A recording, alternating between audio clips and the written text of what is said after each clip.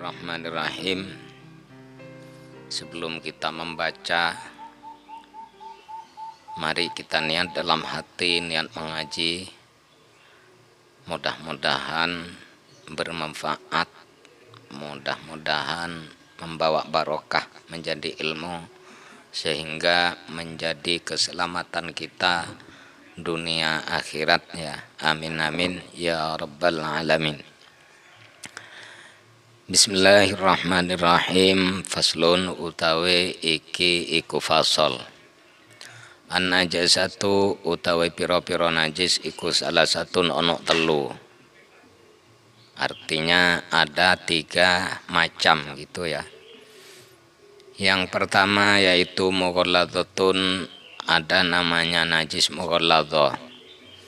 Wa mukhaffafatun, ada yang namanya najis mukhaffafah. Wa mutawassitatun, dan ada namanya najis mutawassithah. Apa yang dinamakan najis mughalladhah yaitu najis berat. Apa yang dinamakan najis mukhaffafah yaitu najis enteng, ringan. Wa mutawassitatun, ada najis tengah-tengah, apa ya, kata orang Madura sedengan, enggak berat, enggak enteng, tengah-tengah lah. Namun sekarang saya akan membahas masalah najis mughalladhah dikarenakan ada permintaan dari salah satu teman atau saudara atau pecinta Salda Madura.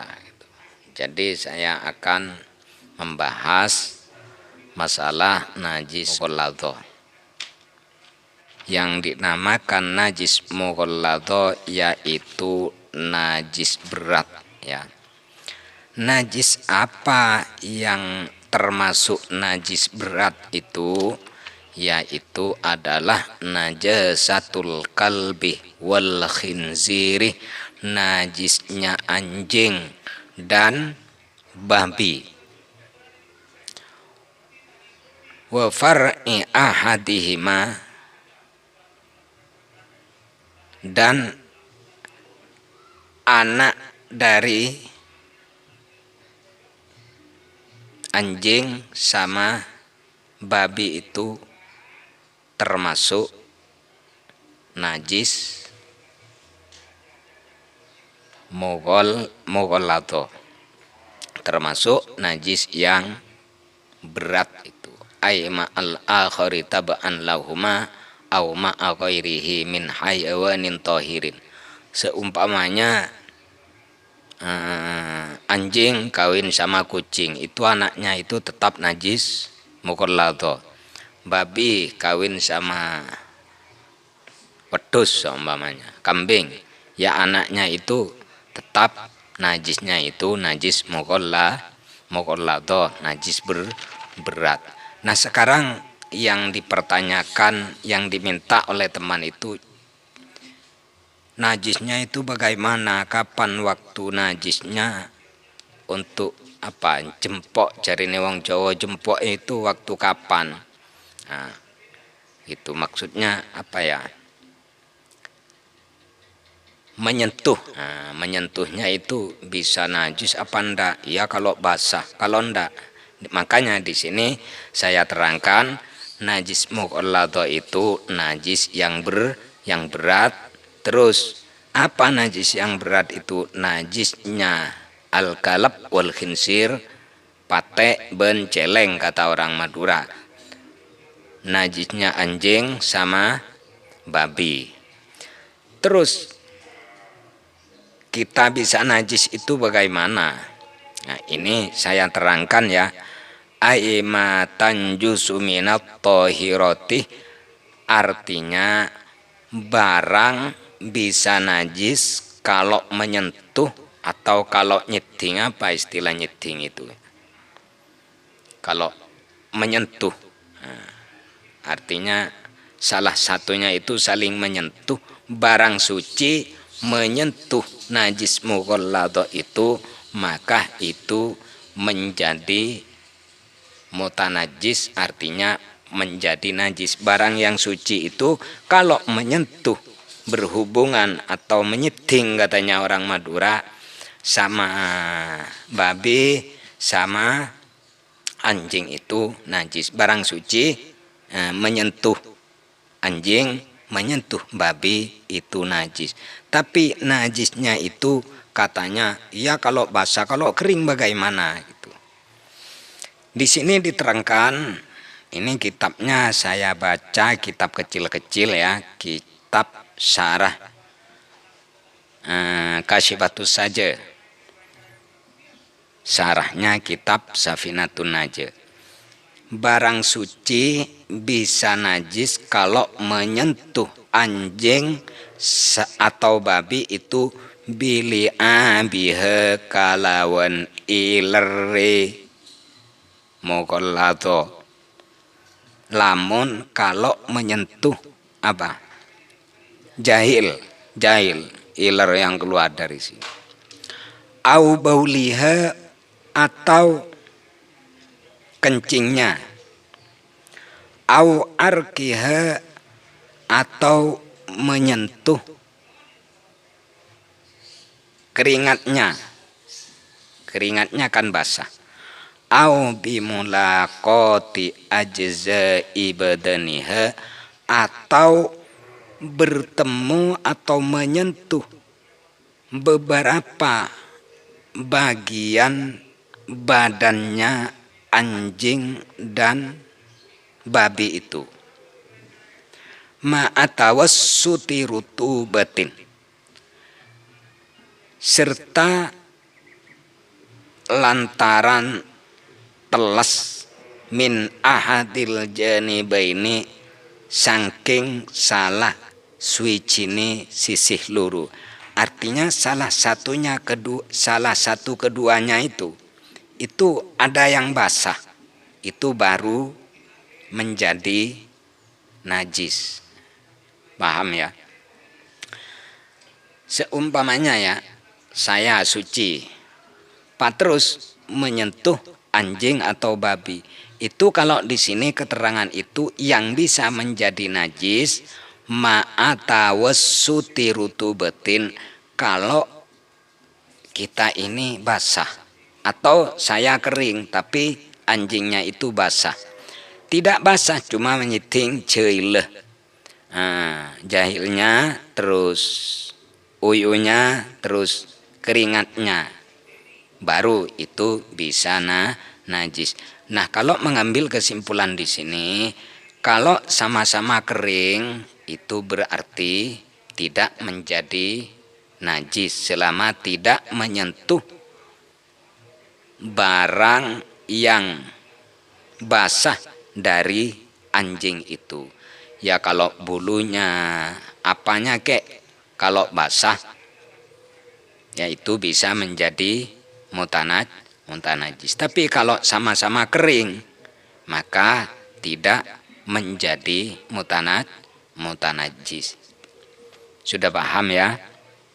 Cuma menurut saya bukan kata keterangan yang di sini. Kalau keterangan yang di sini ya ini sudah jelas. Aimatan jus minat tohiroti, barang yang kena najis, barang suci yang kena najis, najisnya itu najis mughalladah, yaitu najisnya apa? Anjing sama babi.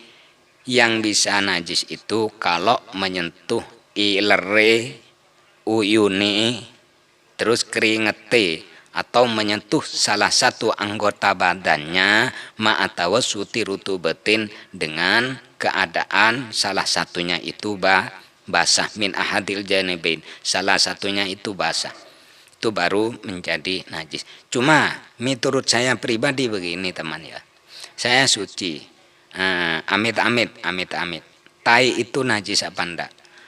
Kotoran hewan itu najis apa enggak? Mungkin najis. Seumpamanya teleknya kambing, teleknya sapi seumpama, atau teleknya orang lah, itu kering. Pas kita pegang, ya kalau megangnya cuma apa ya, nyentuh sedikit srip gitu, mungkin ndak bisa, ndak menjadi buta najis ya. Tapi kalau seumpamanya dipegang, kira-kira tangan kita ini berkeringat apa ndak? Makanya kalau saya kira tetap muta najis dikarenakan anggota tubuh manusia ini, kalau saya ini kayaknya agak berkeringat.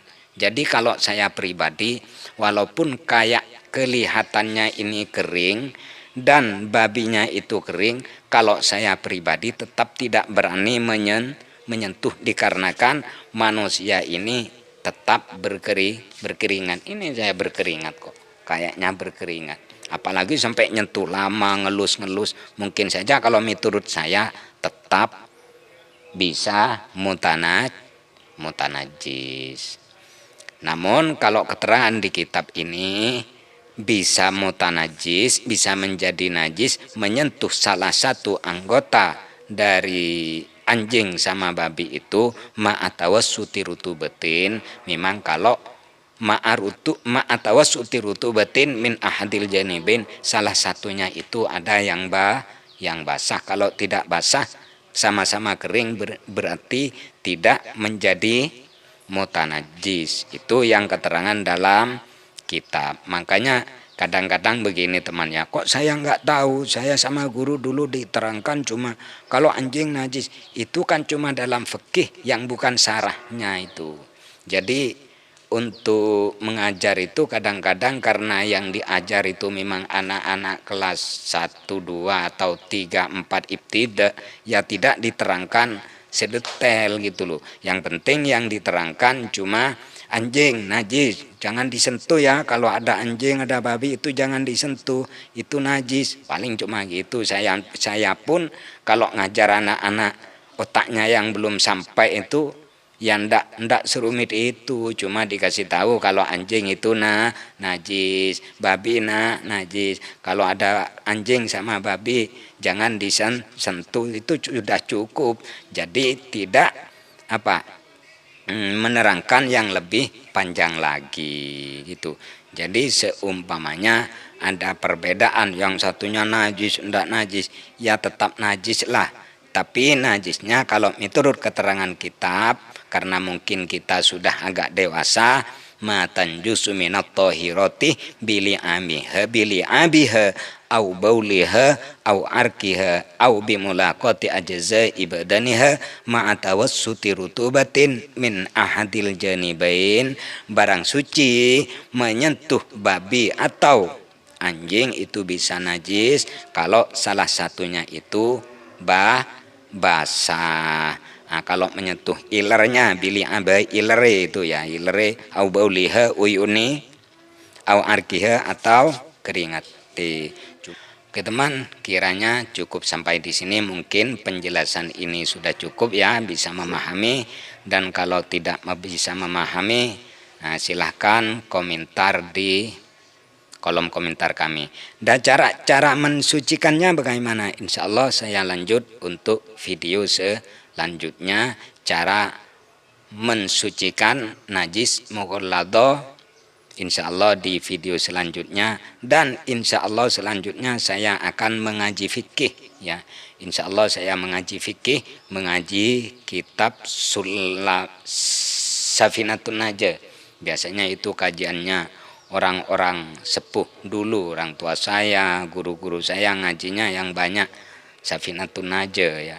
Insya Allah saya akan mengaji, tiap upload mengaji, tiap saya mengaji akan saya upload. Tolong kalau sekiranya menjadi manfaat, jangan lupa like, komen, dan subscribe, dan share kepada teman-teman, biar sama-sama mendapatkan ilmu yang barokah, yang manfaat. Kiranya cukup pembahasan kami di saat sekarang ini. Kurang lebihnya kami mohon maaf. Wa akhiran, assalamualaikum warahmatullahi wabarakatuh.